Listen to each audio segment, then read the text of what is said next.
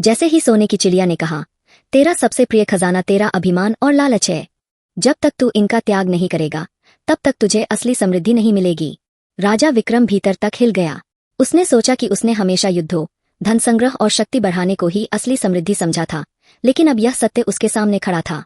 पर तभी चिड़िया की चमकती आंखों से निकली रोशनी ने एक और दृश्य प्रकट किया, एक वैकल्पिक भविष्य।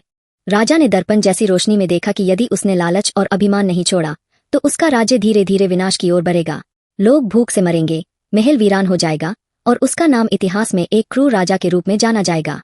लेकिन यदि उसने त्याग किया, तो उसका राज्य स्वर्णयुग में प्रवेश करेगा, जहां हर व्यक्ति सुखी और समृद्ध होगा। यह देखकर राजा के हृदय में एक अजीब सी हलचल हुई। क्या वह सच में अपना अभिमान छोड़ सकता था? क्या वह सच में अपने लोगों के लिए जी सकता था? चिड़िया ने कहा, यदि तुझे सच में बदलना है, तो सिर्फ वचन नहीं, कर्म भी चाहिए। यदि तू त्याग करेगा, तो मेरी शक्ति तुझे और तेरे राज्य को समृद्ध कर देगी। लेकिन यदि तू झूठा संकल्प लेगा, तो मैं हमेशा के लिए इस जंगल से विलुप्त हो जाऊंगी और तेरा राज्य अंधकार में डूब जाएगा। राजा के सामने एक आखिरी परीक्षा थी। उसने अपने पास रखी तलवार उठाई और अपने सिंहासन का प्रतीक उस तलवार से काट दिया, यह दिखाने के लिए कि अब वह लालच और सत्ता की भूख से मुक्त हो चुका है।